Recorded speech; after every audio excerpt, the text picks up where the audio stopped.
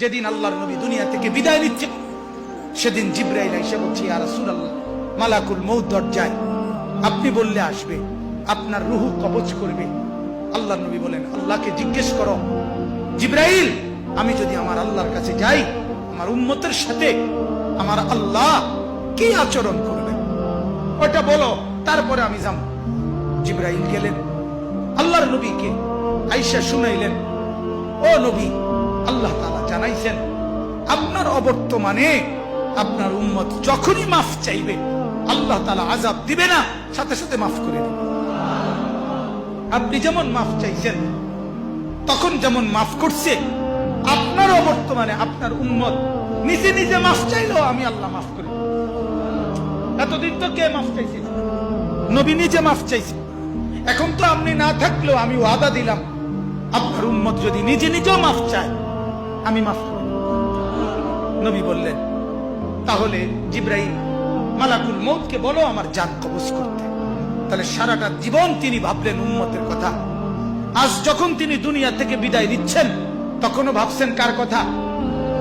নবীজি সাল্লাল্লাহু আলাইহি সাল্লাম যখন ইসরাফিল সিংহা ফু দিবে, দ্বিতীয় ফু, সবাইকে যখন হাসরের ময়দানে উঠানো হবে, তখন প্রথম উঠানো হবে আমাদের নবীকে।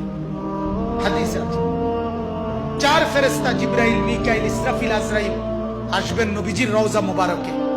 এসে সবার পক্ষ থেকে জিবরাইল ডাক দিবে, ইয়া রাসূলুল্লাহ, হাসরের ময়দানে যাওয়ার জন্য আপনি কবর থেকে ওঠেন। হাদিসে আছে, আল্লাহর নবী সাল্লাল্লাহু আলাইহি সাল্লাম কবর থেকে চোখ মেলবেন, আর উঠে দাঁড়াইতেই কপালের বালু মুছতে মুছতে তাকাইয়েই বলবেন, প্রথম কথা, জিবরাইল, তোমরা শুধু 4 জন ফেরেশতাই আসলা আমাকে নেওয়ার জন্য, আমার উম্মত আসে নাই। আমার উম্মত কোথায়? আমার উম্মতের হালাত কি? আমার উম্মত কি আমার অবর্তমানে জাহান্নামে চলে গেল নাকি?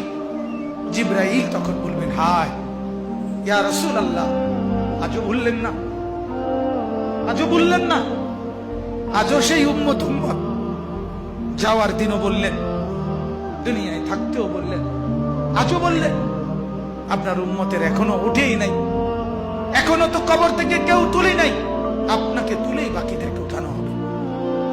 আল্লাহ নবী বললেন, তাইলে চলো, তাইলে ঠিক আছে, চলো হাসরের মাঠে।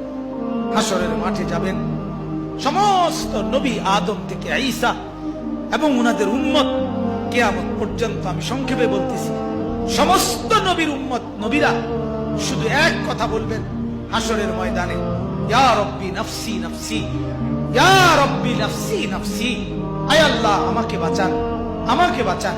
সমস্ত ফেরেশতারাও বলবে, আল্লাহ আমাকে বাঁচান। সমস্ত জিন বলবে, আল্লাহ আমাকে বাঁচান। পুরা হাসরের মাঠে একই শব্দ, আল্লাহ আমাকে বাঁচান, আমাকে বাঁচান।